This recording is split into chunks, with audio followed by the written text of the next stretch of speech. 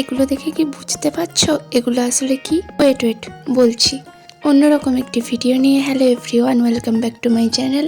এগুলো মেনলি বানানো হয়েছে গরম জলে মাখায় চালের ডো আর ভেতরে দেওয়া নারকেলের পুর দিয়ে। তোমাদের বাড়িতেও কি মা জেম্মা কাকিমারা কোনো অনুষ্ঠান ছাড়াই এভাবে একসাথে বসে কিছু বানায়? দেখো চালের গুঁড়ির এঁটেলের ভেতর পুর ভরে সুন্দর আকার দিচ্ছে।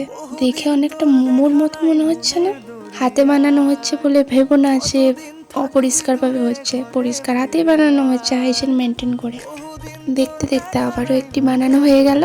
এটা আবার সেদ্ধ ডিম ভেবো না, এটা আমার মায়ের হাতের বানানো গোল আকারের পিঠে। প্রথমে গোল করে পাকিয়ে তারপরে এই পিঠের ভিতরে একটু জায়গা করে নারকেলের পুর দিয়ে সুন্দরভাবে আকার দেওয়া হচ্ছে। এটা কিন্তু সেদ্ধ পিঠেও হচ্ছে না, শেষ পর্যন্ত দেখো কি হয়। সব কিছু জোগাড়ে শেষ পর্যায়ে চলে এসেছি।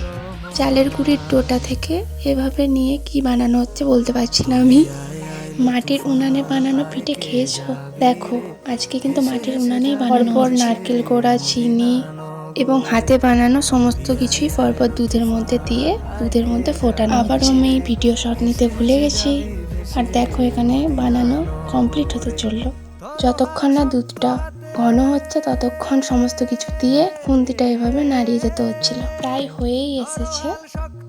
আমাদের এখানে এটাকে দুধ শিউলি বলে, তোমরা কি নামে চেনা জানিও। আজকের মতো বাই।